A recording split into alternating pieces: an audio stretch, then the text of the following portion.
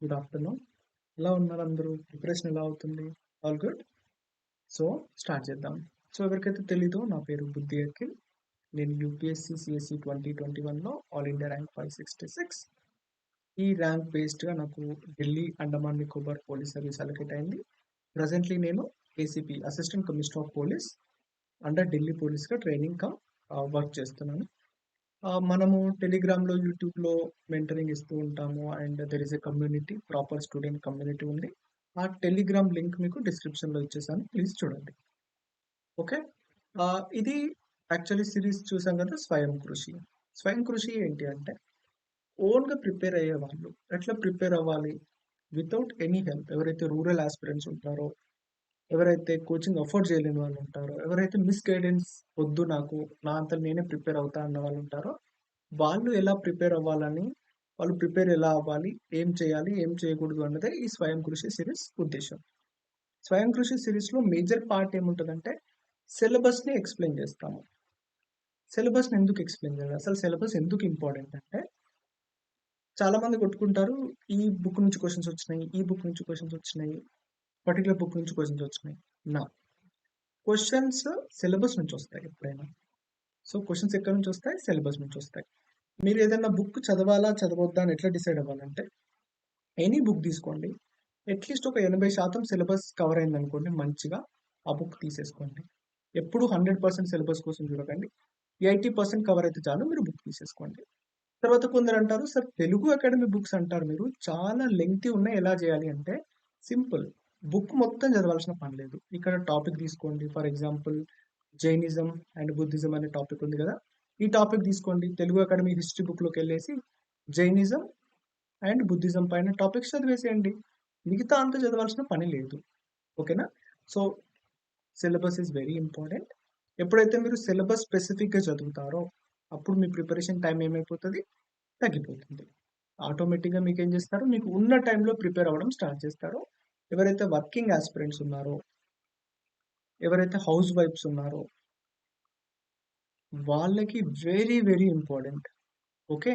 మీరు ప్రిపరేషన్ టైంని రెడ్యూస్ చేసుకోవాలంటే మీరు సిలబస్‌ని వర్డ్ బై వర్డ్ ఫాలో అవ్వాలి. నెక్స్ట్ ఏంటి? చాలా మంది యూపీఎస్సీ వాళ్ళు అంటారు, sir what to read, what not to read అసలు ఎట్లా తెలవాలి అంటే, సిలబస్‌లో ఉన్నది చదవాలి. సిలబస్‌లో లేనిది ఏదైనా సరే చదవకూడదు. ఓకే. సిలబస్‌లో లేనిది ఏదైనా చదవకూడదు. సో, సిలబస్ తెలవడం వల్ల ఏం చదవకూడదో తెలుస్తది.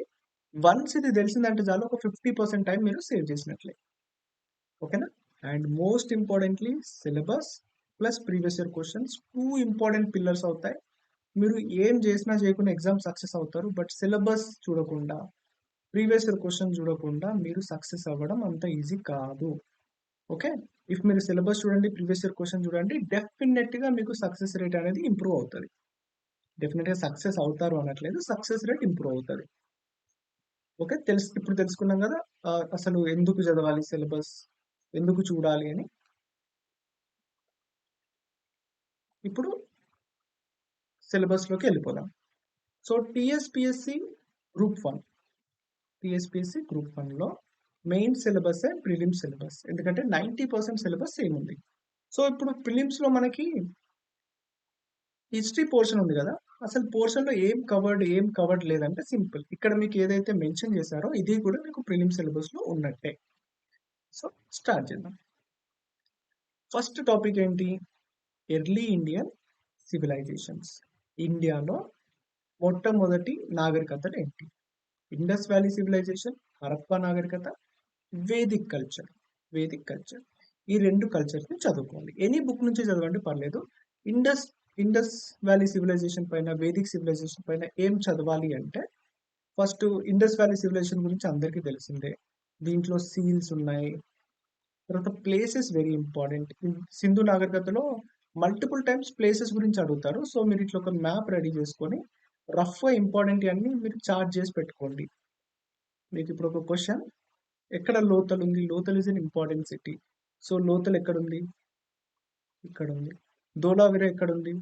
ఇక్కడుంది. సో, మీకిట్లా తెలియాలి. లోతల్ ఎక్కడుంది? ధోలావిర ఎక్కడుంది? ఇంకా మిగతా సైట్స్ గూడా ఉన్నాయి. ఇండస్ ఇండస్ మనము హరప్పా అంటాం గదా, హరప్పా యాక్చువల్లీ ఇండియాలో ఉందా? ఇండియా బయట ఉందా? ఇదెవరు జెప్తారు? Comment and let me know. So ఇట్లా మీరు ప్లేసెస్ కూడా చదవాలి. తర్వాత సీల్స్ అయిపోయినాయి, ప్లేసెస్ అయిపోయినాయి. ఇంపార్టెంట్ ఫీచర్స్ ఏంటి? డ్రైనేజ్ సిస్టమ్ గురించి గానీ, లేకపోతే రోడ్స్ ఎట్లా బిల్డ్ చేశారు, తర్వాత శాండ్ స్టోన్ ఎంత వాడారు, ఏ కలర్ శాండ్ స్టోన్ వాడారు, పోటరీ ఎలా ఉంది, కుండలు ఏ మట్టితోని చేశారు, ఏ కలర్‌తోని చేశారు, పెయింటింగ్ ఏసారా, ఎయలేదా? సో ఇట్లా ఇండస్ వ్యాలీ సివిలైజేషన్ పైన so on and so fourth చదవాలి. ఇది అయిపోయిన తర్వాత వేదిక్ సివిలైజేషన్ ఉంది కదా! వేదిక్ సివిలైజేషన్ కూడా సేమ్ చదవాలి. వేదిక్ సివిలైజేషన్‌లో అసలు వాళ్ళ ఎకానమీ దేనిపైన డిపెండ్ అయి ఉంది? అసలు వేదిక్ సివిలైజేషన్ ఎక్కడైంది? ప్లేసెస్ ఏంటి? ప్లేసెస్ చూడండి. తర్వాత రాజులేమన్నా యుద్ధాలు చేశారా లేదా? రాజులేమన్నా యాగాలు చేశారా లేదా? అసలు రాజు అనే కాన్సెప్ట్ ఉందా లేదా? ఓకే. తర్వాత రిలీజియన్ ఎలా ఉంది? మతపరమైన విషయాలు ఎలా ఉన్నాయి? ఈ కాలంలో మహిళల సిట్యుయేషన్ ఎలా ఉంది? వుమెన్ పొజిషన్ ఎలా ఉంది? So on and so fourth మీరు చదవాలి. అండ్ గుర్తుపెట్టుకోండి, ఇది మెయిన్స్ సిలబస్ కూడా. ఎప్పుడైతే మీరు ప్రిలిమ్స్‌కి చదువుతున్నారో పనిలో పని మెయిన్స్ కూడా వదిలేసేయండి. మెయిన్స్‌కి ఈ టాపిక్ నోట్స్ ఎంత ఉండాలంటే ఇంతే ఉండాలి. ఈ డబ్బా కనిపిస్తుంది కదా! ఈ డబ్బాలో one side Indus valley civilisation notes, one side Vedic civilisation notes. ఇంతకంటే ఎక్కువ వెళ్ళకూడదు. ఎట్లా సార్ ఇది ఎలా పాసిబుల్ అంటే సింపుల్. ఇలానే హెడ్డింగ్ పెట్టుకొని రోడ్స్ ఎలా ఉన్నాయి పర్పెండిక్యులర్. మ్యాథ్స్ వాళ్ళకైతే ఈ సింబల్ అర్థమవుతది. తర్వాత శాండ్ స్టోన్ రెడ్ యూజ్ చేశారు వాళ్ళు. పోట్రీ ఎలా ఉంది? పెయింటింగ్ ఏసారా? ఏయలేదా? వెరీ లెస్ పెయింటింగ్ ఏసారు వాళ్ళు. సో ఇట్లా చిన్న చిన్న points sand stone, roads perpendicular. ఎక్కువ వర్డ్స్ రాయలేదు నేను. అట్లనే మీరు నోట్స్ కూడా చేయాలి. వేదిక్ సివిలైజేషన్ కూడా అట్లే చేయండి. Side by side prelims, mains prepare అవ్వండి. ప్రిలిమ్స్‌కి సెపరేట్‌గా, మెయిన్స్‌కి సెపరేట్‌గా వద్దు. ఓకే. నేను ఇప్పుడు మీకు మాక్ క్వెషన్ కూడా ఇస్తున్నాను. Compare and contrast Indus valley civilisation with Vedic culture. ఈ క్వెషన్ రాయండి. సో తెలుగు వాళ్ళకైతే ఇండస్ వ్యాలీ హరప్పా నాగరికతకి వేదిక్ కల్చర్‌కి మధ్య సిమిలారిటీస్ రాయండి. సేమ్ ఏమైతే ఉన్నాయో సేమ్ రాయండి. డిఫరెన్సెస్ కూడా రాయండి. ఓకేనా? నాకు తెలుగు వర్డ్స్ గుర్తు రావట్లేదు. అందుకని సింప్లిఫై చేసి అడుగుతున్నాను. హరప్పా నాగరికతకి తర్వాత వేదిక్ కల్చర్‌కి మధ్య సిమిలారిటీస్ రాయండి. ఏవైతే ఆపోజిట్ థింగ్స్ ఉన్నాయో, ఏవైతే డిఫరెంట్ థింగ్స్ ఉన్నాయో వాటి గురించి కూడా రాయండి. 10 మార్క్స్, 200 వర్డ్స్. ఓకే. ఇవి రాసేసి మన డిస్కషన్ గ్రూప్‌లో పోస్ట్ చేయండి. నేను కొన్ని ఆన్సర్‌ని రివ్యూ చేయడానికి ట్రై చేస్తాను. ఓకేనా? డిస్కషన్ గ్రూప్ లింక్ నేను కింద డిస్క్రిప్షన్‌లో ఇస్తాను. Okay. Let's move ahead. So కొంచెం ఫాస్ట్‌గా చెప్పేస్తాను. మీకు అర్థమైంది కదా! ప్రిలిమ్స్‌కి, మెయిన్స్‌కి సైమల్టేనియస్‌గా ఎట్లా ప్రిపేర్ అవ్వాలో. దెన్ నెక్స్ట్ టాపిక్ ఏంటి? Emergence of religious movements in the 6th century BC. చూడనీకి చాలా భయంకరమైన వర్డ్ ఉంది. But it's very simple. ఈ టైంలో దక్కన్‌లో ఎస్పెషల్లీ దిస్ కావేరీ డెల్టా రీజియన్‌లో సో అల్వర్స్, నయనార్స్ అనే కాన్సెప్ట్ వచ్చింది. సంగం లిటరేచర్ వచ్చింది ఇదే టైంలో. సౌత్‌లో అయితే భక్తి మూవ్‌మెంట్ కూడా స్టార్ట్ అయిపోయింది. సో తర్వాత బుద్ధిజం, జైనిజం కూడా ఈ టైంలోనే స్టార్ట్ అయిపోయింది. సో ఇవన్నిటి గురించి కూడా చదవడమే రిలీజియస్ మూవ్‌మెంట్స్. ఓకే. తర్వాత జైనిజం, బుద్ధిజం. జైనిజం, బుద్ధిజం ఎంత ఇంపార్టెంట్ టాపిక్ అంటే మీరు మెయిన్స్‌లో 1 క్వెషన్ ఇక్కడ నుంచి ఎక్స్‌పెక్ట్ చేయొచ్చు. ఇందులో ఏం చదవాలి, ఏం చదవకూడదంటే అసలు జైనిజం గురించి చెప్తాను. సిమిలర్‌గా బుద్ధిజం కూడా చెప్తాను. లేకపోతే బుద్ధిజం ఎక్స్‌ప్లెయిన్ చేస్తానులే. ఈజీ ఉంటది మీకు. బుద్ధిజంలో ఏమేం చదవాలి అంటే అసలు కోర్ లెసన్స్ ఏంటి? మెయిన్ లెసన్స్ ఏంటి? మెయిన్‌గా బుద్ధిజం దేని గురించి మాట్లాడుతుంది? తెలుగు మీడియం వాళ్ళకి. తర్వాత బుద్ధిజానికి సంబంధించిన విహారాస్, చైత్యాస్ ఉంటాయి కదా! అసలు వాటి పర్పస్ ఏంటి? వాటి ఫీచర్స్ ఏంటి? ఫీచర్స్ చదువుకోవాలి. ఫీచర్స్ చదువుకోవాలి. తర్వాత బుద్ధిజానికి రిలేటెడ్ కొన్ని గ్రంథాలు ఉంటాయి కదా! గ్రంథాలు చదువుకోండి. చదువుకున్న తర్వాత బుద్ధిజంకి, జైనిజంకి డిఫరెన్సెస్ ఏంటి? సిమిలారిటీస్ ఏంటి? అదొక క్వెషన్ ప్రాక్టీస్ చేయండి. తర్వాత బుద్ధిజంకి, హిందూయిజంకి డిఫరెన్సెస్ ఏంటి? సిమిలారిటీస్ ఏంటి? అవి ప్రాక్టీస్ చేయండి. సిమిలర్లీ జైనిజంలో కూడా ఇట్లనే చేయాలి. కోర్ లెసన్స్ ఏంటి? తర్వాత వాటి ఆర్కిటెక్చర్ ఎలా ఉంది? మెయిన్ తీర్థాంకరాస్ ఉంటారు జైనిజంలో. తీర్థాంకరాస్ గురించి కూడా చదువుకోవాలి మీరు. ఓకే, లిటరేచర్ కూడా ఇంపార్టెంట్. లిటరేచర్ అంటే గ్రంథాలు, ఎవరు ఏ గ్రంథం రాశారు, మెయిన్ లెసన్ ఏంటనేది వీలైనంత వరకు చదువుకోనికి ట్రై చేయండి. నెక్స్ట్ ఏముంది, Indo Greek art and architecture. ఇక్కడ సింపుల్ డైరెక్ట్ క్వశ్చన్ ఏమొస్తుంది అంటే కంపేర్ అండ్ కాంట్రాస్ట్ ఈ 3 స్కూల్స్. లేకపోతే మన దగ్గర అమరావతి ఉంది కదా, ఇందులోంచి క్వశ్చన్ ఎట్లా ఎక్స్పెక్ట్ చేయొచ్చు అంటే మెయిన్స్ లో ఈ మూడింటిని 1, 2, 3ని టేబుల్ వేసి కంపేర్ చేయమని అడగొచ్చు. లేకపోతే ఏదన్నా ఒకదాన్ని తీసుకొని మెయిన్ ఫీచర్స్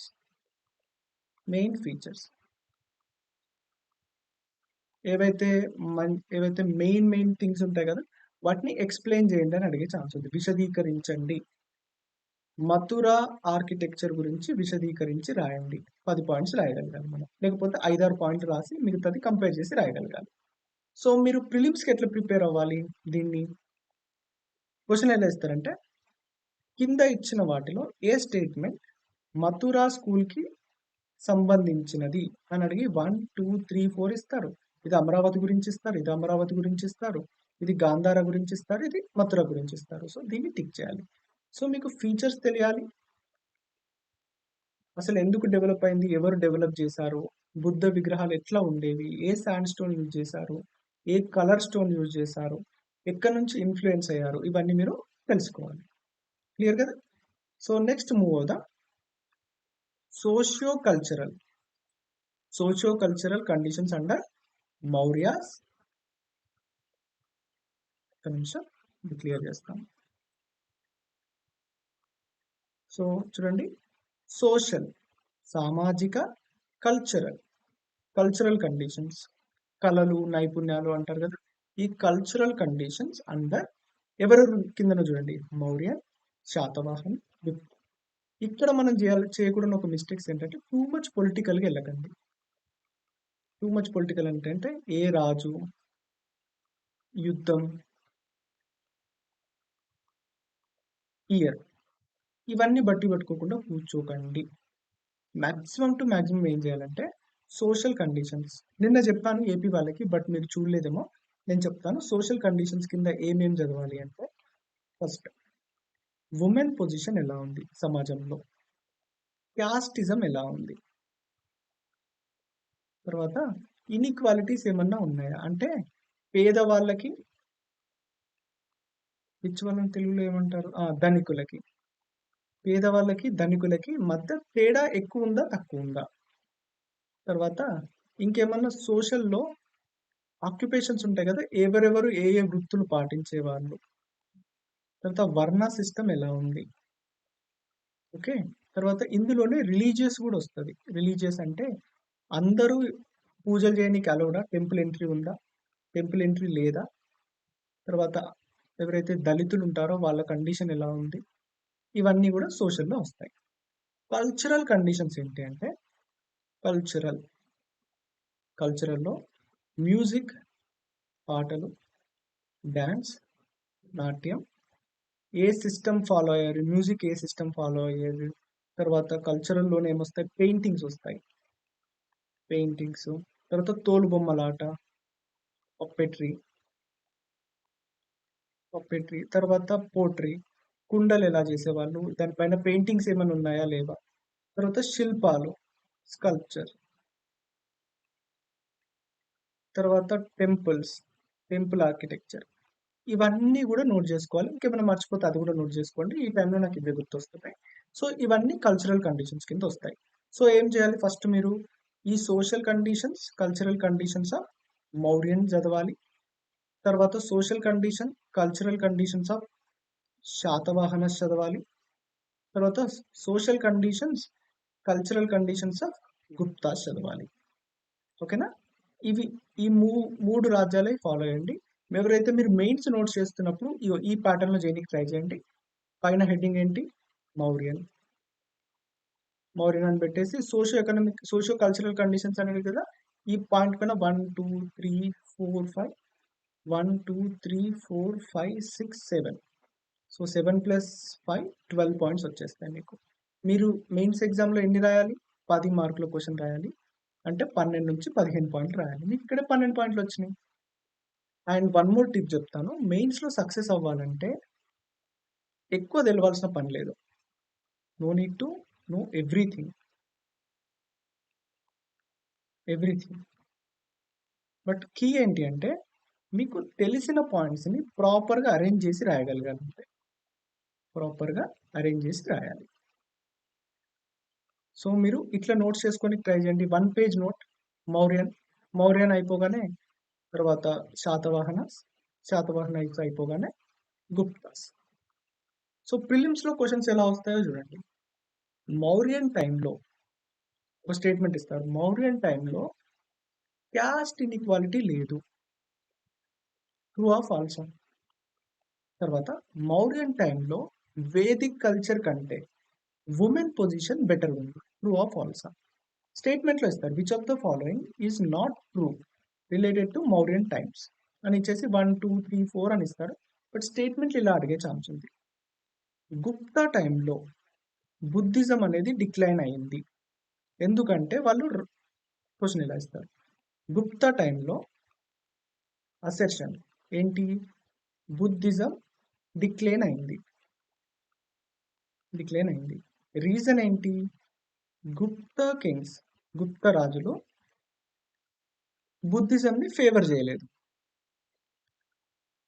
ఇప్పుడు చెప్పండి, A and R right. A is the right explanation for R. A and R is right. A is not the right explanation for R. A కరెక్టే, R కరెక్టే. R అనేది రీజన్ అనేది ఫస్ట్ స్టేట్మెంట్ ఎక్స్ప్లెయిన్ చేస్తుంది. Telugu medium వాళ్ళ కోసం చెప్తున్నాను. ఏ రైటే, are కూడా రైటే, బట్ ఆర్ అనేది ఏ ఎక్స్ప్లెనేషన్ ఎక్స్ప్లెయిన్ చేస్తలేదు. తర్వాత నెక్స్ట్ స్టేట్మెంట్ ఏముంటుంది? ఏ రైటే, R wrong. A wrong, R right. ఇట్లా క్వశ్చన్ వచ్చే ఛాన్స్ ఉంది. సో దానికి కూడా ప్రిపేర్ ఉన్నారనుకోండి, ఒకటే పేజ్ నోట్స్లో మీకు ప్రిలిమ్స్ అండ్ మెయిన్స్ రెండు కవర్ అయిపోతాయి. What it? So side by side మీకు answer writing, note making tips కూడా చెప్తున్నాను. బికాజ్ మళ్ళీ టైం ఉండకపోతుండొచ్చు. మీరు కూడా వీడియోస్ చూడడానికి, నాకు వీడియోస్ చేయడానికి. So I hope you understand. So next topic వెళ్ళిపోతాం. కాస్త స్పేస్ పెంచుతాను. ఇప్పుడు ఏన్షియంట్ ఇండియా అయిపోయింది. ఇప్పుడు మెడివల్కి వచ్చేస్తాం. Advent of Islam and it's impact on Indian society. ఇక్కడ నుంచి క్వశ్చన్ ఫిలిమ్స్లో ఎక్స్పెక్ట్ చేయొచ్చు, మెయిన్స్లో ఎక్స్పెక్ట్ చేయొచ్చు. ఏంటంటే ఇస్లాం రావడం వల్ల ఇండియన్ సొసైటీలో చేంజెస్ ఏమి వచ్చినాయి? Positive changes, negative changes. Question ఏం రావచ్చు అంటే ఇస్లాం వాళ్ళు కొన్ని టెక్నాలజికల్ చేంజెస్ ఇంట్రడ్యూస్ చేశారు. Technological, for example gun powder. According to the major books, మళ్ళీ డిబేట్స్ తీసుకురావద్దు సార్, ఆల్రెడీ ఇండియాలో ఉంది అది అని. తర్వాత ఆర్కిటెక్చర్లో చేంజెస్ తీసుకొచ్చారు. రెవెన్యూ అడ్మినిస్ట్రేషన్లో చేంజెస్ తీసుకొచ్చారు. పన్నుల మ్యాటర్లో తీసుకొచ్చారు. ట్యాక్సెస్, పన్నుల మ్యాటర్లో తీసుకొచ్చారు. సో ఈ చేంజెస్ అన్ని మీరు నోట్ చేసి పెట్టుకోవాలి. క్వశ్చన్ ఎలా వస్తుందంటే రాజు తర్వాత తీసుకొచ్చిన చేంజెస్, లేకపోతే ఈ ముగల్స్ తీసుకొచ్చిన changes. Which of the following is not a change brought by Islam? కింద ఇచ్చిన వాటిలో ఏది ముగల్స్ ఇంట్రడ్యూస్ చేయలేదు, ఏది ఇస్లాం వచ్చినప్పటి నుంచి చేంజెస్ చేయలేదు, ఇట్లా అడిగే ఛాన్స్ ఉంది. తర్వాత ఇంపార్టెంట్ క్వశ్చన్, ఒక క్వశ్చన్ రావాల్సిందే మెయిన్స్లో. ఏంటి? భక్తి మూమెంట్, సూఫీ మూమెంట్స్ పైన నేచర్ అండ్ సిగ్నిఫికెన్స్ అడిగారు. ఓకే, దాని భక్తి ఇంపార్టెన్స్ ఏంటి, నేచర్ ఏంటి, అంటే దాని ఫీచర్స్ ఏంటి, ఎలా ఉన్నాయి, అసలు భక్తి మూమెంట్ అంటే ఏంటి, దాంట్లో ఏమున్నాయేమో నేచర్ ఎక్స్ప్లెయిన్ చేస్తుంది. సిగ్నిఫికెన్స్ అంటేనేమో భక్తి మూమెంట్, సూఫీ మూమెంట్స్ అసలు ఎందుకు వచ్చినాయి, దానివల్ల ఇంపార్టెన్స్ ఏమైంది, చేంజెస్ ఏమైనాయి, ఇవన్నీ మీరు చదవాలి. నెక్స్ట్ క్వశ్చన్ ఏంటి? Contribution of Kakatiya Vijayanagara rulers to language. So Kakatiya Kings ఉన్నారు కదా, కాకతీయ కింగ్స్ వాళ్ళు లాంగ్వేజెస్కి ఏం కాంట్రిబ్యూట్ చేశారు? భాష, తెలుగు భాష డెవలప్ అవ్వడానికి కాకతీయులు ఎలా తోడ్పడ్డారు? దెన్ లిటరేచర్, కాకతీయుల కాలంలో ఏమేమి గ్రంథాలు రాశారు, ఎవరు రాశారు, సపోర్ట్ చేశారా లేదా? Kakatiya kings or queen, Rani Rudrama, the great Rani Rudrama, వీళ్ళు ఏమైనా గ్రంథాలు రాశారా లేదా, ఇవి కూడా నోట్ చేసుకోండి. తర్వాత ఆర్ట్, కళలు. ఆర్ట్ కిందకి ఏమేమి వస్తాయంటే చాలా థింగ్స్ వస్తాయి, మళ్ళీ చెప్తున్నాను. ఆర్ట్లో music, dance, puppetry, painting, sculpture అంటే శిలలు. Okay, sculpture. తర్వాత ఆర్కిటెక్చర్లో టెంపుల్స్, కన్స్ట్రక్షన్స్ ఎవ్రీథింగ్ వస్తాయి. అండ్ ఇంకా ఆర్కిటెక్చర్ కూడా సపరేట్గా ఇచ్చేసారు కదా.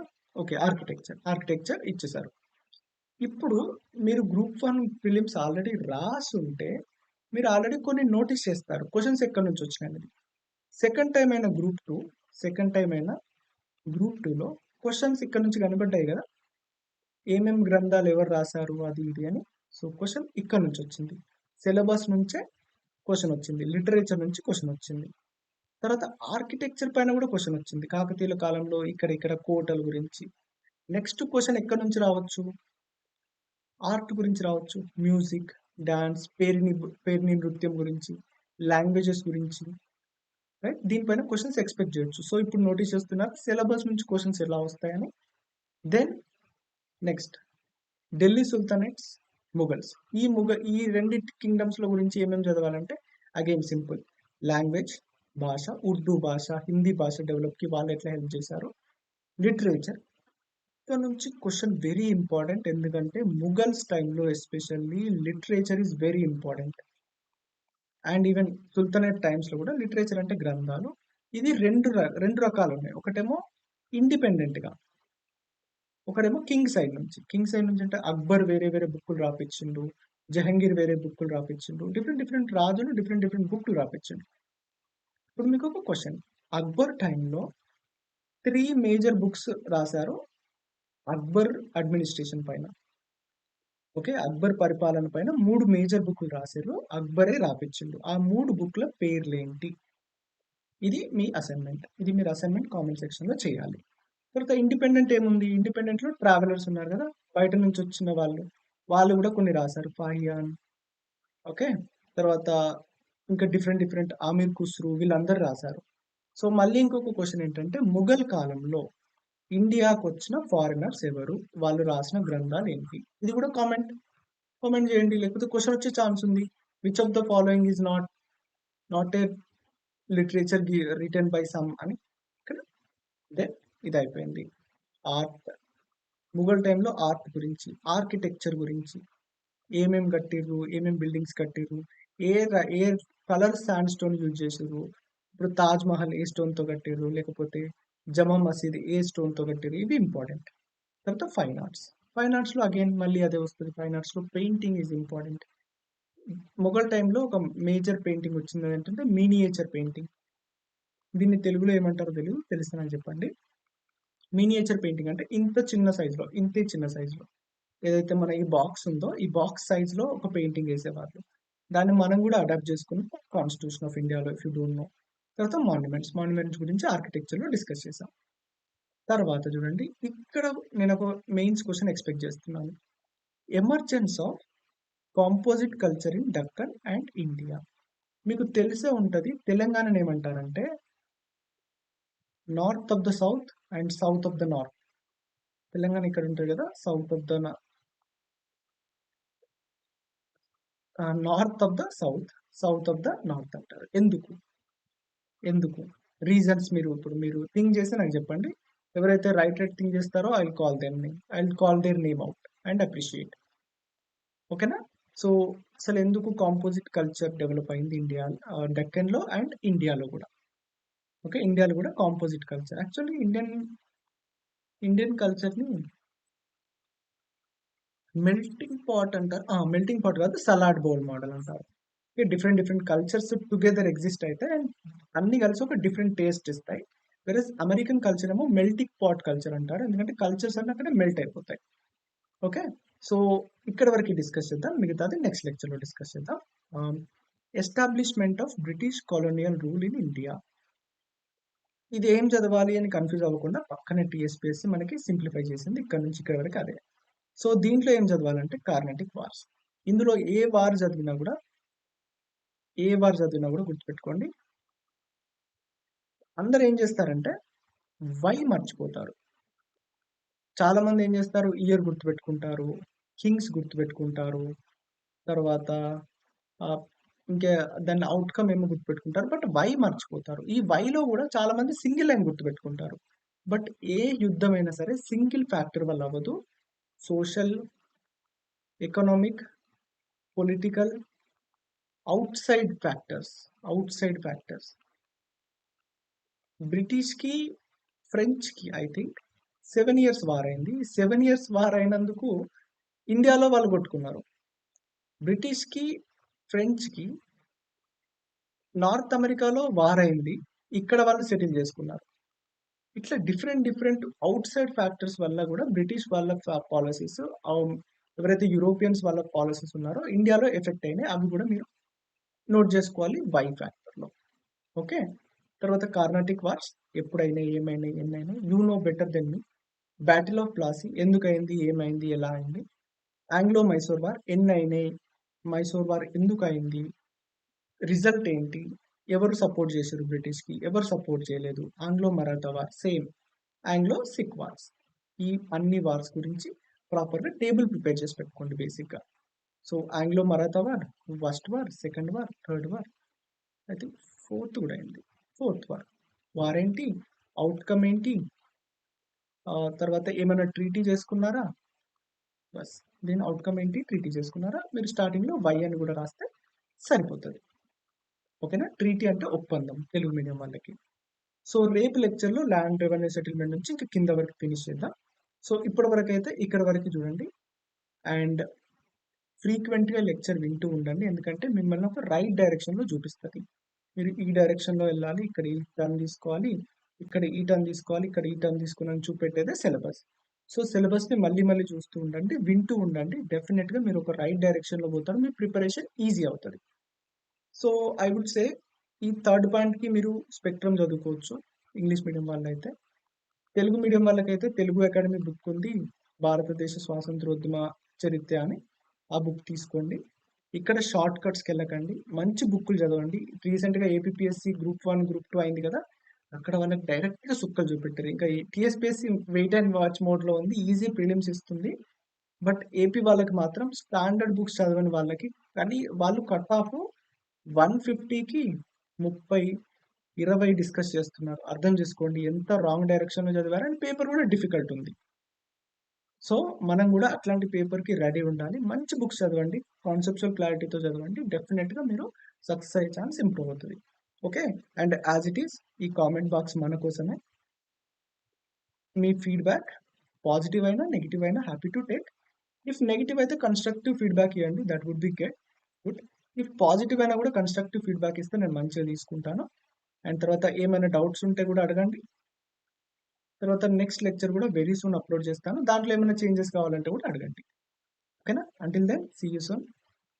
స్మైల్.